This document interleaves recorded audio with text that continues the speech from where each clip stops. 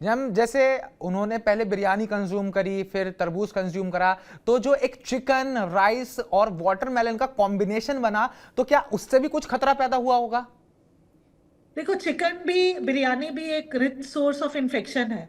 अगर आपका biryani freshly prepared नहीं है, बिरयानी में भी तीन चार कंपोनेंट है, जैसे आपका राइस है और आपका नॉन वेजिटेरियन मीट है और फिश भी हो सकती है। और जो वेजिटेबल है, अगर वो सही से कुक नहीं किए हुए और गर्मी का सीजन है तो उसमें बहुत जल्दी इन्फेक्शन पनपने के चांसेस ज़्यादा होते हैं। तो अगर बिरयानी आपने लिया है, या तो पुराना बिरयानी है, स्टेल है, 2 दिन पुराना है, या फिर आपका जो मीट है उसमें कुक नहीं है अच्छे से, तो अनकुक्ड मीट से भी इन्फेक्शन बहुत ज्यादा हो जाता है। या फिर आपने वेजिटेबल्स डाली हैं, वो वेजिटेबल भी अच्छे से कुक नहीं है, और या फिर फूड हैंडलर्स ने उसको ठीक से हैंडल नहीं किया है, कि उसमें गंदे हाथ लग गए या गंदे वेसल्स में बना दिया, तो इन्फेक्शन के चांसेस ज्यादा होते हैं। बोथ बिरयानी, मतलब बिरयानी और तरबूज, दोनों में चांसेस ऑफ इन्फेक्शन बहुत ज्यादा होते हैं।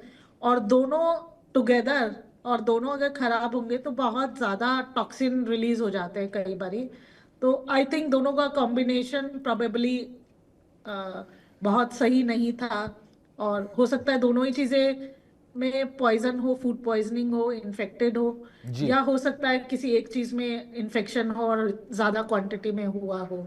जी। तो तो ये मैम, तो उसको फूड को जांच करने से ही पता चलेगा। जी, तो मैम जो बात यहाँ पर निकल कर आ रही है आपसे बात करने के बाद, वो ये है, एक तो जब आप वाटरमेलन खाएं तो उसको अच्छे से धोएं, अच्छे से साफ करें, because it is very very prone to infection. और अगर इन्फेक्शन, दूसरी राइट तरफ हम राइट। बिरयानी को देखें तो वो सेम चीज बिरयानी के साथ भी लागू होती है। अगर आप बिरयानी खा रहे हैं तो बिल्कुल आप श्योर हो जाएं कि उसमें जो चिकन यूज हुआ है, जो मीट यूज हुआ है, वो फ्रेश हो, और मतलब उसमें भी कोई ऐसा इन्फेक्टेड एनिमल या फिर ऐसी कोई चीज यूज ना हुई हो।